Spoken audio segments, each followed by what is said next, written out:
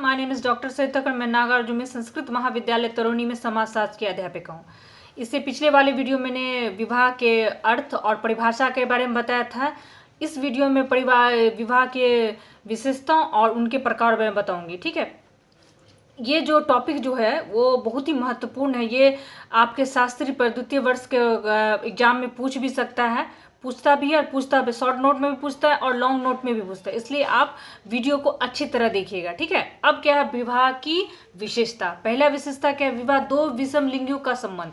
अब ये तो मैंने पहले ही बताया कि ये दो विपरीत लिंगों का, जैसे एक लड़का लड़की दो विपरीत लिंग में, तो उनके प्रति उनके संबंध, उनके क्या होता है, इनकी विशेषता क्या है, विवाह दो विषय लिंगियों का संबंध। यहाँ दो लिंगों का संबंध माना गया। दूसरा क्या है, विवाह एक सार्वभौमिक सामाजिक संस्था है। सार्वभौमिक मतलब सब जगह पाया जाने वाला। या आप किसी भी समाज, चाहे पश्चिमी सभ्यता में चले जाइए, किसी भी समाज में चले जाइए, तो ये विवाह रूपी संस्था आपको मिलेगा ही मिलेगा। ठीक है, तो क्या है, विवाह एक सार्वभौमिक संस्था है। ठीक है, तीसरा क्या है, इसके संबंध माध्यम से विवाह संबंधों का नियम करता है। इसके माध्यम से विवाह रूपी के माध्यम से विवाह संबंधों के नियम पड़ता है।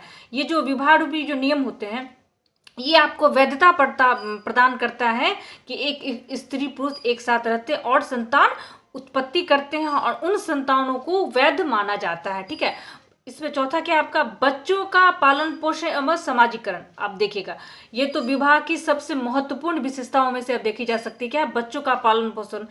अब जो बच्चा जो अगर वैध है तो उसका पालन पोषण उन दोनों लोगों पर जिम्मेदारी बनती है कि उनका पालन पोषण सही तरीके से, उनको एजुकेशन मिले, हर तरह की सुख सुविधा मिले, उनका सोशलाइजेशन समाजीकरण जो होता है, जो समाज के लिए बेहतर व्यक्ति बने, वो कहाँ से आता है, इस विवाह रूपी संस्थान से ही आता है। पांचवा क्या है आपका, आर्थिक सहयोग।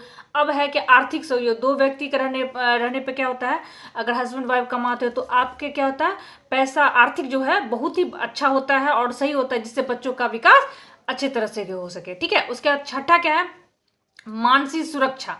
मानसिक, अब क्या है मानसिक सुरक्षा, मतलब अब अकेला आदमी जो रहता है, अकेले रहे तो उसको मानसिक टेंशन होता रहता है कि उसके दुख सुख के बारे में उनको बात करने वाला, उनकी समस्याओं को सुनने वाला कोई नहीं होता है कि वो अपना टेंशन किसको दे, वो टेंशन किसको बताए, किससे अपने दिल की बात। इसके क्या होता है, ये जो विवाह है ये आपको मानसिक सुरक्षा प्रदान करता है, उन्हें आपको अंदर से स्ट्रांग बनाता है कि भाई नहीं, आपके लिए हम खड़े हैं, आपके पीछे हम हैं। तो कि इसलिए बोला है कि ये दो पति पत्नियों का संबंध है ना होकर एक अटूट रिश्ता है। ठीक है, अब क्या है सातवां, सामाजिक सुरक्षा। अब क्या देख, सामाजिक सुरक्षा मतलब अब जो सामाजिक सुरक्षा होता है, दो पति पत्नी जो हस्बैंड वाइफ रहते हैं एक साथ, होते सामाजिक सुरक्षा, क्योंकि उसको उस विवाह को सामाजिक मान्यता मिली होती है।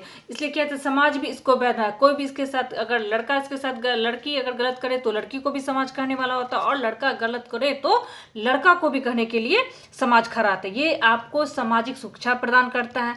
उसके संस्कृति का पीढ़ी दर पीढ़ी हस्तांतरण। अब क्या संस्कृति का पीढ़ी दर हस्तांतरण मतलब, अब देखिए विवाह रूपी संस्थान है जो परिवार का ही अंग है। अब जो आपके परिवार में जो संस्कार चल रहे हो, जो परंपराएं चल रही हों, वो आप कैसे दूसरे अपने परिवार को, क्यों संतान उत्पत्ति हो तभी ना, अपने संस्कार को आप दूसरे परिवारों तक पहुंचाइएगा। कैसे कि पीढ़ी दर पीढ़ी आपका बच्चा को जो आप संस्कार दे रहे हैं, अच्छा बोलना, अच्छा करना, आपके धार्मिक, आपके परिवार के जो नियम है, आपके परिवार का जो कन कैसे जाएगा, वो आप अपने बच्चे को डालिएगा, वो बच्चा जो उसका बच्चा होगा तो उसको डालेगा, वो उसका बच्चा होगा, तो ये आपकी जो पारिवारिक परंपरा है वो आगे बढ़ते हुए चलेगा। तो क्या हुआ, आपका संस्कृति का धरोहर हुआ, आपकी संस्कृति का विकास हुआ, वो कभी भी नहीं मिटेगा। क्यों, ये विवाह रूपी संस्थान है जो आपके संस्कृति को हस्तांतरण करता है। उसके बाद क्या है, वैध संतानोत्पत्ति। मैंने तो पहले ही आपको बताया था कि ये विवाह रूपी संतान में जो बच्चे जन्म लेते हैं उसमें संतान को वैध माना जाता है, उसको रॉन्ग नहीं माना जाता है, क्योंकि समाज और सरकार कानून द्वारा ये नियम बनाया गया है कि विवाह के रूप में जो बच्चे जन्म लेते हैं, जो उत्पन्न होते हैं, उनको कानूनी तथा सामाजिक दोनों तरफ से वैधिक माना गया है। ये धार्मिक, सामाजिक एवं संस्कृति उद्देश्यों पूर्ति, यह धार्मिक। अब क्या है, आपके परिवार में जो धर्म क्रिया होते हैं, समाज में जो धर्म के जो प्रचार प्रसार होते हैं, जो धर्म होता है वो क्या होता है, विवाह के द्वारा जो उत्पन्न बच्चे होते हैं वो धार्मिक संस्कार उनको प्रदान मिलते हैं, सामाजिक एवं सांस्कृतिक प्रदान मिलते हैं। इससे क्या होता है, इसके प्रकार चलते हैं। इसके परिवार के जो विवाह के जो प्रकार हैं वो 2 प्रकार के पता है। एक है एक विवाह और दूसरा है बहुविवाह। एक विवाह जो है वो स्वरूप है जिसमें किसी एक समूह में कोई भी पुरुष एक से अधिक स्त्रियों से विवाह। अब है कि कोई भी पुरुष जो है एक समूह में कोई भी पुरुष एक से ज़्यादा स्त्रियों से विवाह नहीं कर सकता। ठीक है, यह है एक विवाह का स्वरूप। ठीक है, इसमें क्या, यह प्रथा हिंदू, खासी, संथाल तथा कादर जनजाति में पाई जाती है। ये जो एक विवाह जो है वो ऐसा स्वरूप है जिसमें एक समूह में कोई भी पुरुष अधिक स्त्रियों से विवाह नहीं कर सकता। इसमें क्या होता है, इसमें जो है एक जो समूह है उसमें कोई भी पुरुष जो एक ही स्त्री से शादी कर सकता है, वो सारी स्त्री से शादी कर नहीं सकता। ये जनजाति खसाल, खेड़िया, खखोल सब में पाया जाता है, खासी, संथाल में पाया जाता है। ठीक है, दूसरा क्या है, बहुविवाह। ये ऐसा विवाह है जिसमें एक पुरुष स्त्री एक से अधिक पुरुषों से विवाह कर सकती है। ये ऐसा बहुविवाह जो है इसमें एक स्त्री बहुत सारे लड़कों से शादी कर सकती है, या एक पुरुष बहुत से ज़्यादा स्त्रियों से शादी करते हैं। क्या था, मेंढक जो है ना, मंडोक जो है उन्हें 250 समाजों का अध्ययन किया और ये निष्कर्ष ने आया कि पति